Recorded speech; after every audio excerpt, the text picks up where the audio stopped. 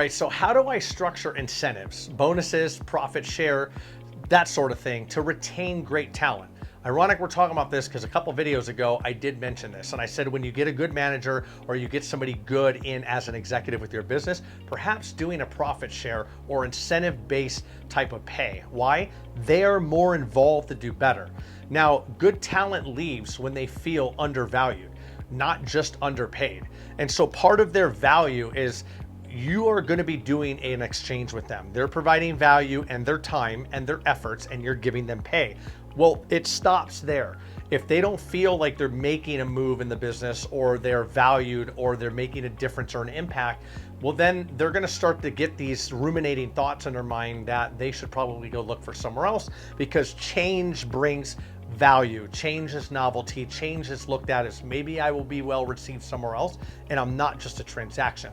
So with that said, incentivizing something or giving somebody bonuses is actually better, because what's going to happen, they feel like they're valued. They feel the harder I work, the more money I make, and it's proportional to the efforts that they put in. So compensation isn't just a salary. Incentives drive performance and loyalty to the business. Like I said, the harder they work, the more responsibility they have, the more tasks they complete effectively and efficiently and the right way, ultimately, the more money they can make. So options to structure incentives could be performance bonuses tied to clear KPIs. Hey, if you do this, then you get this. If we do this, you get this. You know, maybe it's a percentage. Maybe it's something where they have different tier brackets within a certain position where if they do something, then they get incentivized. For instance, one of my businesses I've teetered and worked with before on this matter, where it's everybody along this every step of the way. We have an order comes in, and if the warehouse packs that order, they get 1% of it if it's done within X amount of time. The person taking the order gets 1%. The person that's shipping the order, if it's a shipping agent, they get 1%. This is what I did in one of the businesses for a while. Everybody got to make more money, and if they met guidelines faster and they got KPIs done faster, they made more. It was incentivized. They liked it. They felt like they had a reason to be there, and it gamified the entire business as well. Profit sharing plans is another option. If you can do profit sharing plans, this is great.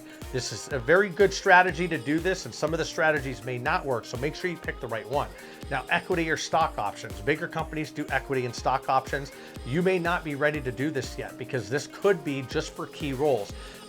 Lawyers and lawyer firms, they do something like this, where they give stock options in the company. Unless it's a private company, then they give a percentage of an equity stake as a partner. Other businesses can do the same thing as well. You don't want to open this up to everybody, but you do want to make it incentivized for those that are key players in the business. Now, milestone rewards, project completions, anniversaries, bonuses, things like that.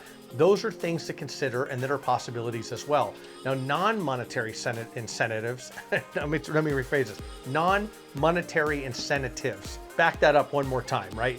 Non-monetary incentives. What a tongue twister that is. They matter too. And ultimately, it's flexibility, recognition, and career development. Talking about their personal, professional, financial goals, talking about what matters to them, keeping them on track to meet these goals, to do reviews, to do performance reviews with them, and have a good communication back and forth so that they can come to you with any problems or any concerns, or to check in where they're at. What am I doing? How do I get better? How do I get to the next tier? So you want to make incentives transparent. You want to make them fair, and you want to make them tied to results, not just favoritism.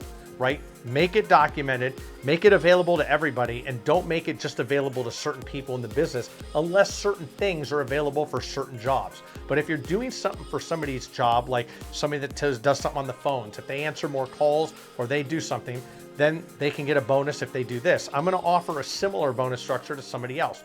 What I like doing in my businesses was this. I could always use more sales.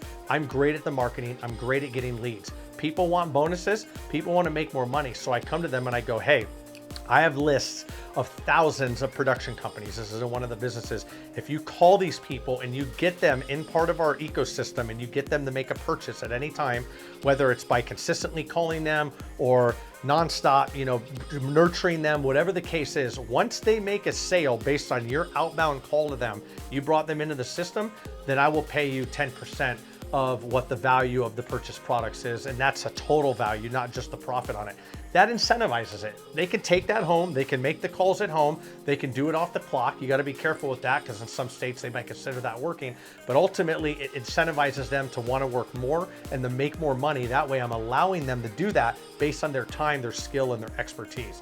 So ultimately, you want to reward behaviors that drive the company mission and values forward, not just short-term wins. You want to be future focused, obviously forward thinking, and inform them, hey, here's where we're going. I'd like you to be a part of it, and I want you to actually make more money within my business as well, and possibly move up in rank at the same time. So incentives that are done right, they turn employees into partners, and it's all in your success. It's all one big company.